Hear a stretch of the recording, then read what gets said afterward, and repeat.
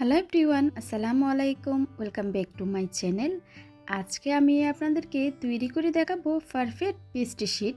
এই শিটগুলো দিয়ে আপনারা চমোসা বা স্প্রিং রোল তৈরি করতে পারবেন। এটা তৈরি করা খুবই সহজ এবং আপনারা চাইলে তৈরি করে এটাকে ফ্রোজেন করে রাখতে পারেন পরবর্তী ব্যবহার করার জন্য।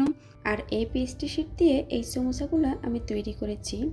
ডিটেলস একটা রেসিপি, আপনারা স্কিপ না করে সম্পূর্ণ ভিডিওটি দেখতে থাকুন। চলুন তাহলে রেসিপিটি দেখে নেওয়া যাক।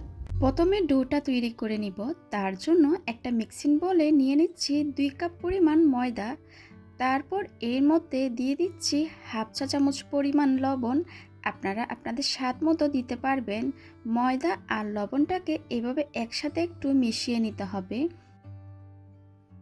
মেশানো হয়ে গেলে তারপর এর মধ্যে পানি দিয়ে দিতে হবে 3/4 কাপ পরিমাণ।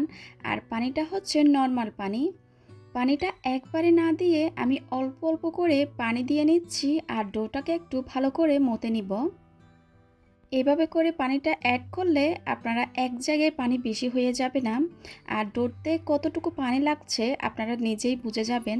আমার কতটুকু পানি লেগেছে আমি পরবর্তী আপনাদেরকে দেখিয়ে দিব। ডোটা খুব বেশি শক্ত আবার একেবারে নরম থাকবে না, ঠিক মাঝামাঝি একটা পর্যায়ে থাকবে। আর 1 কাপ পানি থেকে আমার 1 টেবিল চামচ মতো পানি রয়ে গেছে।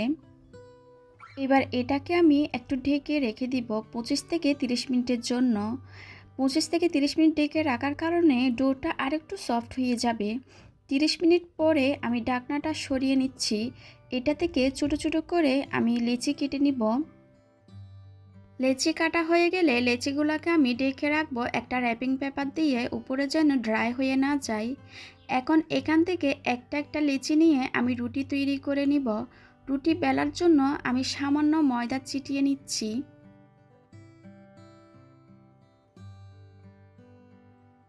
একটা রুটি তৈরি হয়ে গেলে এভাবে করে আমি আরও 3টা রুটি তৈরি করে নিব। একে একে 4টা রুটি তৈরি করে নিয়েছি। রুটিগুলোতে এবার তেল ব্রাশ করে দিব আর উপর থেকে সামান্য ময়দা ছিটিয়ে দিচ্ছি। এবং এটা করার কারণে হচ্ছে একটা পার্ট আরেকটা পার্টের সাথে লেগে যাবে না। এবার একটা রুটির উপর আরেকটা বসিয়ে দিতে হবে। সব রুটি বসিয়ে দেওয়ার পর একটু চেপে দিব ভালো করে। উপর দিয়ে আরেকটু ময়দা ছিটিয়ে দিচ্ছি যাতে করে বেলতে সুবিধা হয়। এবার এটাকে একটা বড় রুটি তৈরি করে নিতে হবে। চেষ্টা করবেন পাতলা করে রুটিটাকে বেলে নিতে। রুটিটা আমি পাতলা করে বেলে নিয়েছি, যেরকম আমরা নর্মাল রুটি খাই। আমি একটু আপনাদেরকে কাছ থেকে দেখিয়ে দিব কতটা পাতলা করেছি রুটিটাকে। দেখুন এরকম পাতলা করে নিয়েছি রুটিটাকে। এটাকে আমি একটু হালকা করে সেঁকে নেব। চুলায় মিডিয়াম আঁচে একটা প্যান গরম করে নিয়েছি। তারপর চুলাটাকে একদম লো করে দিয়েছি। এবার এর উপরে সে বেলে রাখা রুটিটা দিয়ে দিলাম। এবার এটাকে আমি ভেজে নিব কয়েক সেকেন্ডের জন্য। কয়েক সেকেন্ডের মধ্যে দেখতে পারবেন রুটির কালারটা চেঞ্জ হয়ে এরকম হয়ে গেছে। খুব বেশি সময় ধরে কিন্তু সেঁকা যাবে না, একটু পর দেখবেন যে আস্তে আস্তে কুলে আসছে। আপনি চাইলে চুলার উপর রেখে এটাকে উল্টে পাল্টে এভাবে কুলে নিতে পারবেন, আবার চাইলে চুলা থেকে নামিয়ে এভাবে করে কুলে নিতে পারবেন। রুটিটা গরম থাকা অবস্থায় একটা থেকে একটা রুটি আলাদা করে নিতে হবে। দেখতেই পারছেন রুটিটা কত সহজে কুলে আসছে। আর একটু খেয়াল করলে দেখতেই পারবেন এই রুটিটা কতটা পাতলা আর পারফেক্ট হয়েছে। এখানে আমি সবগুলা রুটি তৈরি করে নিয়েছি। একদম পারফেক্ট হয়েছে আর একটা রুটিও ছিঁড়ে যায় নাই। আপনারা অবশ্যই দেখে বুঝতে পারছেন। এখন এই রুটিগুলো আমি কেটে নিব। আমি এগুলা দিয়ে চমচা বানাবো, তবে আপনারা চাইলে স্প্রিং রোল অন্তন তৈরি করতে পারবেন। আপনি চাইলে এই শিটগুলো ফ্রোজেনও করতে পারবেন, যখন সময় হবে তখন চমচা বানিয়ে নিতে পারেন। আমি এই পেস্ট্রি শিটগুলো আপনাদেরকে অনেকভাবে তৈরি করতে পারবেন তার একটা ধারণা দিচ্ছি। আমি এগুলা দিয়ে রোল তৈরি করব, তার জন্য চারদিক থেকে আমি কেটে নিব। এটা 4 কোণা করে আমি শেপ দিয়ে নিব।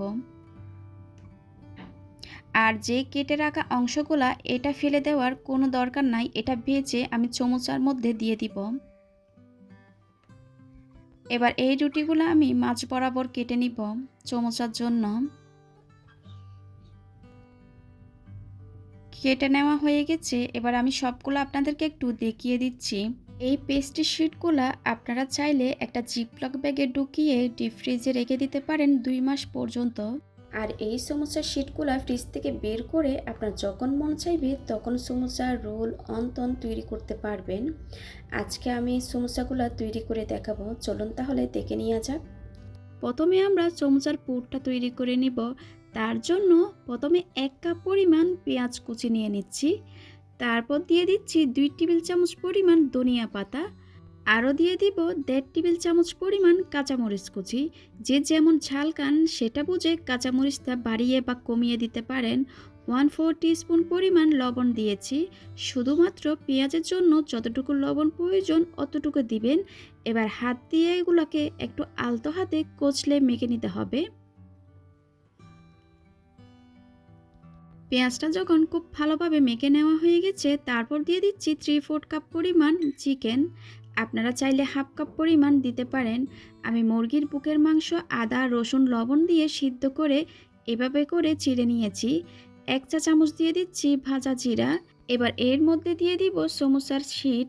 কেটে নেওয়ার পর আশেপাশে যে বাড়তি অংশগুলো থাকবে সেগুলা তেলে ভেজে এরকম মুচমুচে করে নিয়েছি।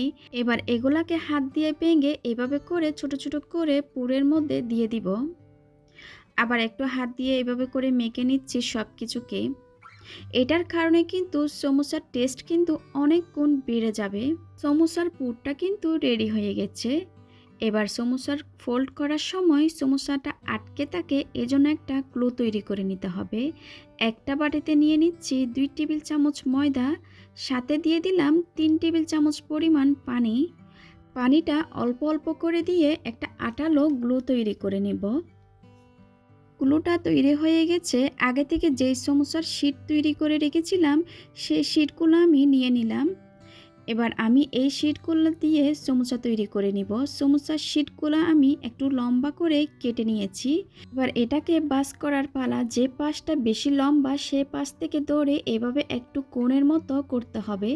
তারপর কোণটাকে এভাবে গুলো লাগিয়ে দিয়ে এভাবে আবারও বাস করে নিতে হবে। আসলে আপনাদেরকে দেখে বুঝতে হবে কাজটা কিভাবে করা হচ্ছে। এটা একটা কোণের মতো হয়ে গেছে। আমি একটু ভালো করে চেপে চেপে দিচ্ছি যাতে করে খুলে না আসে। এবার একটা পকেটের মতো তৈরি হয়ে গেছে।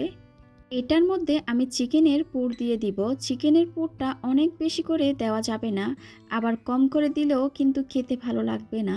বাকি যে অংশটা থাকবে সেখানে আমি ময়দার গুলোটা লাগিয়ে দিচ্ছি। এরপর আবারও ফোল্ড করে সমোসার মুখটাকে বন্ধ করে দিতে হবে। একদমই সহজ, আপনারা কয়েকবার দেখলে বুঝতে পারবেন এই কাজটা কিভাবে করছি। একটা সমোসা তৈরি হয়ে গেছে। আমি আপনাদেরকে আরও একটা বাস দেখিয়ে দিচ্ছি।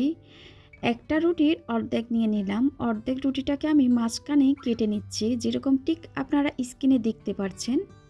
আরেকটা রুটির অর্ধেক অংশ নিয়ে এটাকে এভাবে আমি কোণের মতো করে নিলাম।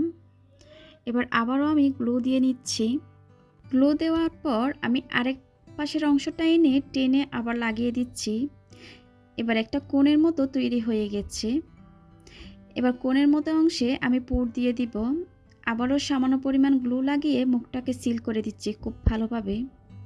এটা কিন্তু আমার থেকে সবচাইতে বেশি সহজ মনে হয় এই সমোসাটা তৈরি করা। আপনাদের কাছে যেটা সহজ লাগে সেভাবে আপনারা সমোসাটা তৈরি করে নেবেন। আমি এভাবে করে সবগুলো সমোসা বানিয়ে নিয়েছি। এখান থেকে কয়েকটা আমি রেখে দিচ্ছি আজকে ফ্রাই করার জন্য, বাকিগুলো ফ্রোজেন করব। একটা পলি ব্যাগে সমোসাগুলা আমি নিয়ে নিচ্ছি। আর এই সমোসাগুলা আপনারা ২ মাস পর্যন্ত সংরক্ষণ করে খেতে পারবেন। আমি এখন সমোসাগুলোকে ভেজে নিব। এর জন্য চুলায় একটা হাঁড়িতে বেশ কিছুটা তেল গরম করতে দিয়েছি। তেলটা হালকা গরম হয়ে যাওয়ার পর সমোসাগুলা তেলের মধ্যে দিতে হবে। অতিরিক্ত গরম তেলে সমোসাগুলো দেন তাহলে এটার উপরটা একদম মসৃণ থাকবে না। হালকা গরম তেলে সমোসাগুলোকে দিতে হবে এবং চুলার আঁচটাকে রাখতে হবে মিডিয়াম টু লো আছে। মিডিয়াম টু লো আছে প্রায় ৮ থেকে ১০ মিনিট সময় ধরে এগুলাকে একটু সময় নিয়ে ধৈর্য ধরে ভেজে নিতে হবে। যখন এরকম একটু সাদা হয়ে আসবে তখন এগুলাকে একটু উল্টিয়ে দিতে হবে। আর এভাবে একটু মিডিয়াম আছে এই সমোসাগুলোকে ভেজে নিতে হবে যতক্ষণ না পর্যন্ত আপনাদের পছন্দ মতো কালারটা চলে আসবে। সমোসাগুলা যখন এরকম গোল্ডেন ব্রাউন কালার চলে আসবে তখন আমি তেল থেকে তুলে নিচ্ছি। আর এরই মধ্যে তৈরি হয়ে গেল আমার চিকেন সমোসা। আমি আশা করছি আমার আজকের রেসিপিটা আপনাদের ভালো লেগেছে। আপনারা বাসায় একবার হলেও ট্রাই করবেন, ইনশাল্লাহ নিরাশ হবেন না। রেসিপিটি ভালো লেগে থাকলে প্লিজ আমার চ্যানেলটা সাবস্ক্রাইব করবেন, সাথে থাকা বেল আইকনটি ক্লিক করবেন।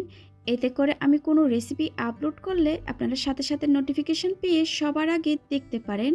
আর রেসিপি সম্পর্কে কোনো প্রশ্ন থাকলে কমেন্ট সেকশনে গিয়ে কমেন্ট করতে পারেন। আজকের মতো বিদায় নিচ্ছি। সবাই খুব ভালো থাকেন। আল্লাহ হাফেজ।